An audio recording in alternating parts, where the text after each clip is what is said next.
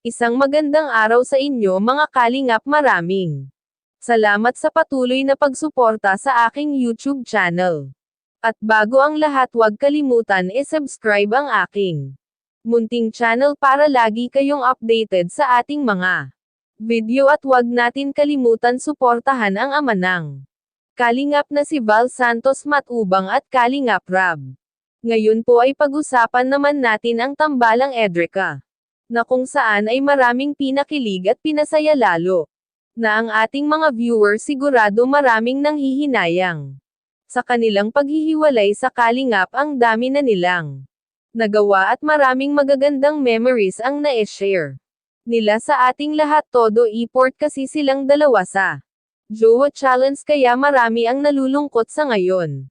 Lalo na ang mga fans ng Edrica. Ika nga sabi ng mga viewers natin, baka magbago pa isip ni Erica kasi sigurado marami siyang mamimiss, lalo na ang Kalingap Angels, at sana maisip niya si Edo kasi sa tuwing sasama sila parang totoo talaga mga ginagawa nila at parang sanay na sila at panawagan lang ng ate ni Erica na kung pwede sana walang magagalit kay Erica. Kung ano man ang mga nagawa nito, wag tayong sumuko.